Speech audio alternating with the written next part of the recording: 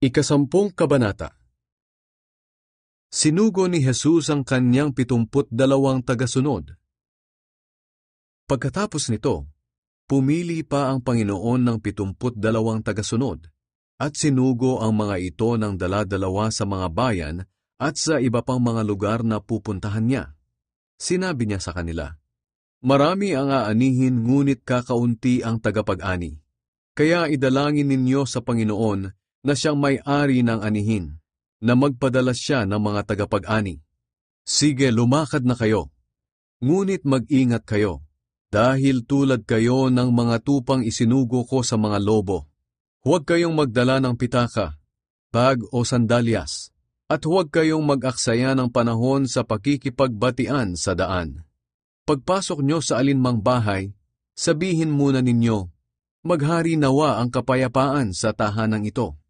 Kung ang nakatira roon ay maibigin sa kapayapaan, mapapasa kanila ang kapayapaang idinalangin ninyo. Ngunit kung hindi rin nila makakamtan iyon.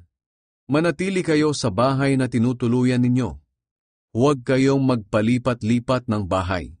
Kainin at inumin ninyo ang anumang ihain nila sa inyo, dahil ang manggagawa ay may karapatang tumanggap ng sahod. Kapag dumating kayo sa isang bayan at tinanggap kayo ng mga tao, kainin ninyo ang anumang ihain nila sa inyo.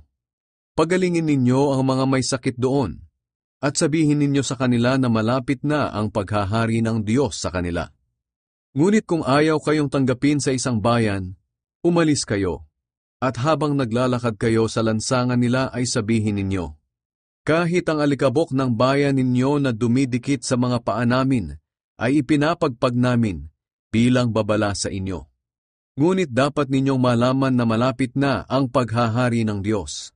Sinabi pa ni Jesus sa mga tagasunod niya, tinitiyak ko sa inyo na sa araw ng paghuhukom, mas mabigat na parusa ang tatanggapin nila kaysa sa mga taga-Sodom. Babala sa mga bayang hindi nagsisisi. Sinabi pa ni Jesus, nakakaawa kayong mga taga-Corazin, nakakaawa rin kayong mga taga-Bethsaida, sapagkat kung sa Tyre at Sidon naganap ang mga himalang ginawa ko sa inyo, matagal na sana silang nagsuot ng sako at naglagay ng abo sa kanilang ulo para ipakita ang pagsisisi nila. Kaya sa araw ng paghuhukom, mas mabigat na parusa ang tatanggapin ninyo kaysa sa mga taga-Tyre at Sidon. At kayo namang mga taga-Capernaum, inaakala ninyong pupurihin kayo kahit sa langit, pero ihuhulog kayo sa lugar ng mga patay.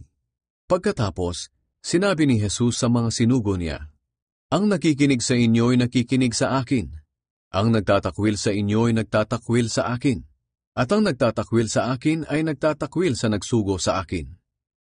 Bumalik kang 72 tagasunod ni Jesus. Masayang bumalik kang 72 tagasunod ni Jesus.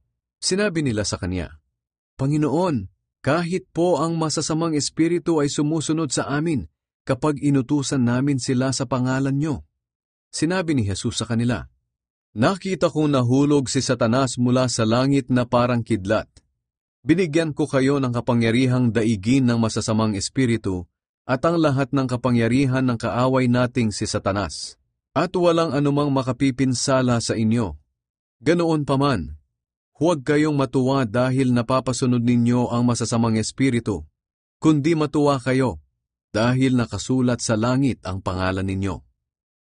Napuno si Jesus ng kagalakang mula sa banal na espiritu.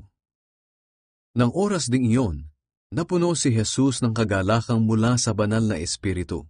At sinabi niya, pinupuri kita, Ama, Panginoon ng langit at ng lupa, dahil inilihim mo ang mga katotohanan ito sa mga taong ang akala sa sarili mga marurunong at matatalino, at inihayag mo sa mga taong tulad ng bata na kaunti lang ang nalalaman. Oo, Ama, pinupuri kita dahil iyon ang kalooban mo. Pagkatapos, sinabi niya sa mga tao, ibinigay sa akin ng aking Ama ang lahat ng bagay. Walang nakakakilala sa anak kundi ang Ama, at walang nakakakilala sa Ama kundi ang anak, at ang mga taong nais kong makakilala sa Ama. Humarap si Jesus sa mga tagasunod niya. at sinabi sa kanila ng sarilinan, "Mapalad kayo dahil nakita mismo ninyo ang mga ginagawa ko. Sinasabi ko sa inyo na maraming propeta at mga hari noon ang naghangad na makakita at makarinig ng nakikita at naririnig ninyo ngayon. Pero hindi ito nangyari sa panahon nila." Ang mabuting Samaritano. Lumapit kay Jesus ang isang tagapagturo ng kautusan upang subukin siya. Nagtanong siya, "Guro, ano po ang dapat kong gawin upang magkaroon ng buhay na walang hanggan?"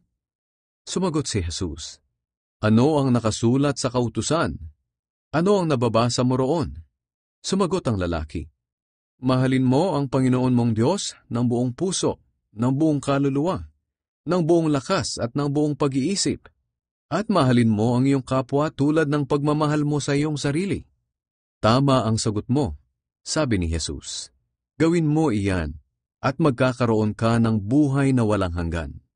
Pero ayaw mapahiya ng tagapagturo, kaya nagtanong ulit siya, "At sino naman po ang kapwa ko?" Bilang sagot sa kanya, nagkwento si Jesus.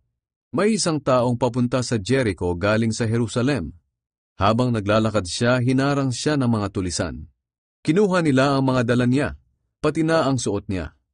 Binugbog nila siya at iniwang halos patay na sa tabi ng daan. Nagkataong dumaan doon ang isang pari.